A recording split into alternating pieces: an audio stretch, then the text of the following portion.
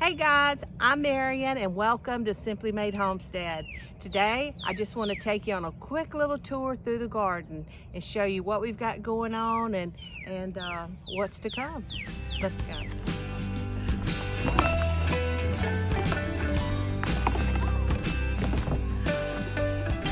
Now the first thing I want to show you is this little patch of corn right here. We have 4 rows. I think it's about 24 feet long. Then when we first planted them, I didn't double plant like 2 seeds per hole, so all of them didn't come up. And so I replanted, so that's why you'll see some of them are taller than others. But you can see the silks on there. Those are ears of corn that are coming up. It's just doing really well. We are so excited about this. I just can't hardly wait. I've never actually had a nice ear of corn straight out of the garden and thrown on the grill, and I'm just really excited. Now, while we were gone, they do like a lot of water. We do have to plant water overhead because we just don't have the irrigation strips, to give them the water, the in-ground water, which we will work on. We're hoping to get to next year. But while we were gone on our trip, we did get some bug damage. I didn't have anyone to watch the garden, you can see. So we came home and there was lots of bug damage. It has grown, we've only been home a couple weeks. It has really grown a lot since then. But anyway, as soon as I got home, I spray my corn with spinosad. Once every 2 weeks, I come out and I spray it really well. It's by Monterey, it's spinosad. And especially when the silks show up, you gotta get out there and you gotta spray, because that's where those worms get in there, like you see them in the top of your corn sometimes, even when you get them in the supermarket sometimes. And that will help keep those worms away. So it's real important. Lots of water, spray every couple of weeks with spinosad, but as soon as those silks come out, now I live in Central Florida, so you can change your spraying method up to, what's good for your area. You may not have as much bug pressure as I do down here, so you may not have to. You just watch your plants. Don't spray them, unless you have to. But down here, as soon as those silks come out, regardless to where you are, spray your corn with spinosad. Or if you just start seeing some bug bites, some things chewing on the corn, just be sure and get it out there and spray it and keep from losing your crop. Now right here we have our cucumbers. And they like the water too, boy. They are doing so well. They just look really pretty. Let's see if we can find a cucumber down here. Oh, there's one. There's one. Isn't that beautiful? We have really been lucky with bugs and things so far this year, which I've really stayed in the garden a lot to try to keep up with things, which is really, really important. And to keep your garden clean. Try to keep the weeds out from competing with your plants, and to, have a good regiment where, put some good organic spray on there to protect your plants from the bugs. Now this big long raised bed right here, we had started out, this is what I wanted, like the whole garden to be raised beds, and anyway, the whole lumber thing it was too much. So we went straight to the dirt. And the reason I was worried about the dirt was because we have a lot of sand. So we're really having to amend our soil and to try to bring it up to where it needs to be. Just give you a little panorama here. That's probably not a word, is it? But anyway, so this garden here has our garlic and some carrots still, that little volunteer zinnia that just kind of sprouted up. I had this whole end was zinnias last year. The kale is it's beginning to look like kale trees. It's beautiful, isn't it? Just absolutely gorgeous. List down here, some volunteer, what do you call them? Ground cherry tomatoes, which I'm really excited about. So I was out of seeds, and I love those things. They're so good. These poor little carrots that I need to finish picking because they had gotten planted before the other ones. some more zinnias to add color to your garden, and it helps to bring in the pollinators, which is, we all want that. More cucumbers where I just ran out of space over there. This cabbage, I already picked the cabbage.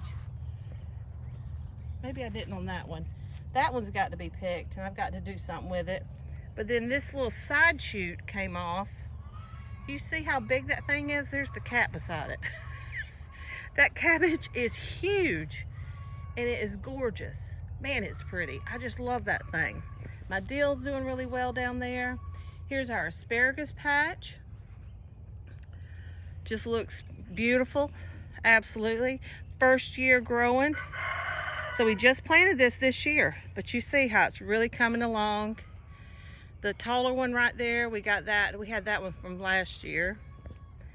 We only lost one, which right there in the middle. See that little brown stick there? And then I have a little parsley back there. Apparently a parsley and asparagus like each other. So those are there. Now, over here you'll see peppers.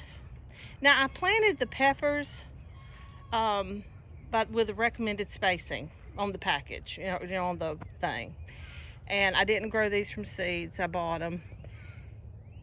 And since then I have learned to kind of ignore the package. Peppers really like to be close. They like to hold hands. So next time I plant peppers, and I will do it, I'm going to plant them a little closer together so they can be close and be happy.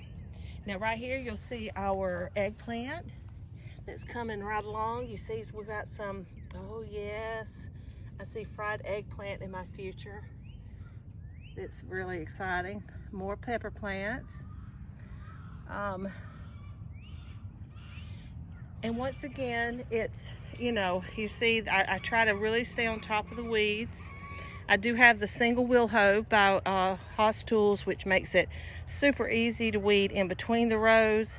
And then I go through and just hand weed, you know, around, excuse me, rooster, around the plants to keep them from, the plants from having to fight for all the nutrients and things they need. Now, right here you'll see I have a tomato. My phone just, there we go. Tomato, basil. There was a tomato, basil, tomato, basil, tomato, basil. They grow really well together. They're very complementary to each other. The reason there isn't one here is because all of a sudden it started getting black stuff all over it on the leaves, and I pulled off all the, you know, the leaves that had the black on there, and it just kept coming back.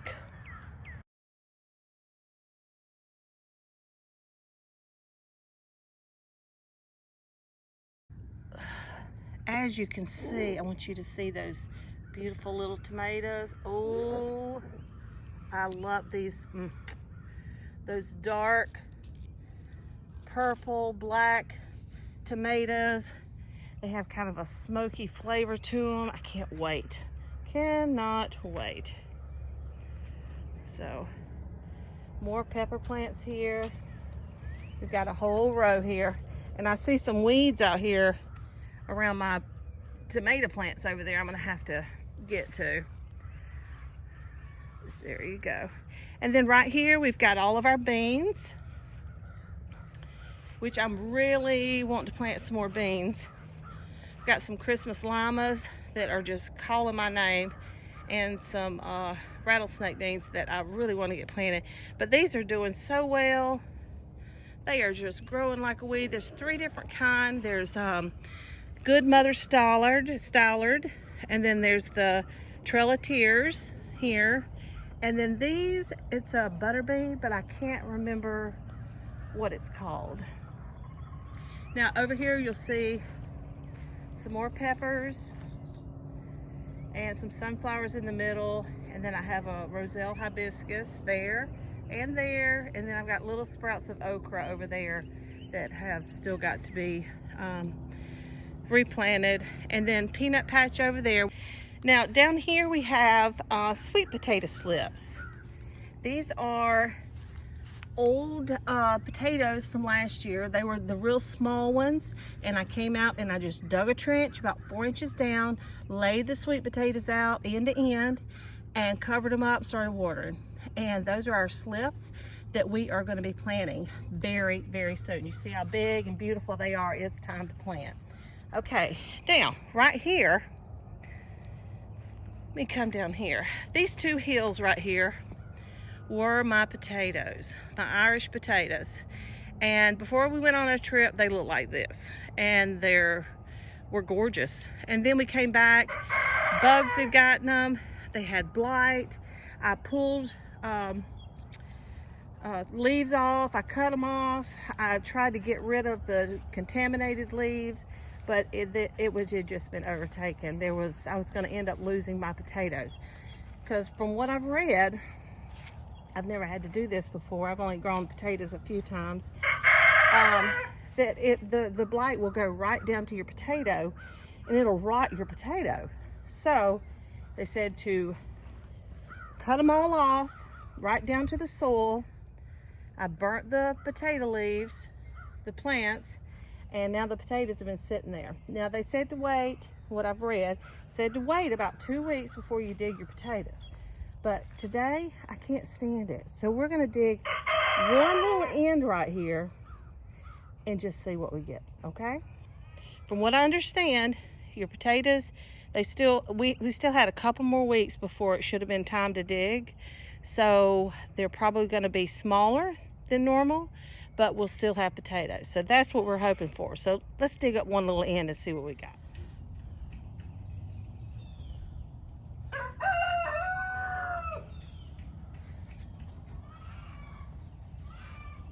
I don't want to,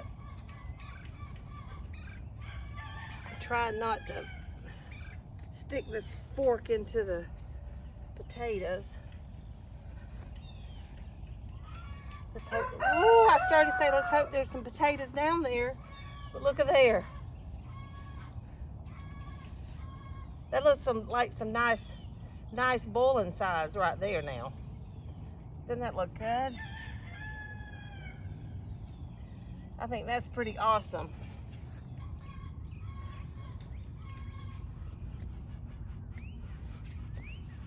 Game up. I see another one. Oh, look at there, guys. Oh my gosh, that is so, I think that's a beautiful size, don't you?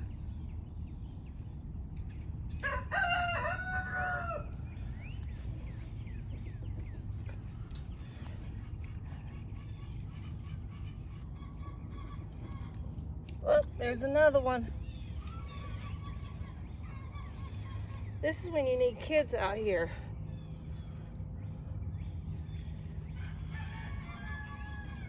Which what I had planned to do this past weekend, but we were so busy. Sometimes there's just not enough time in the day. Well, there we go. That is I think for me, that's a perfect size. I love that. That's perfect little boiling potatoes. I'm very, very pleased with that. All right, so our potatoes survived. I'm so excited the blight didn't get to them. So we go through all this work, we want to get something from it.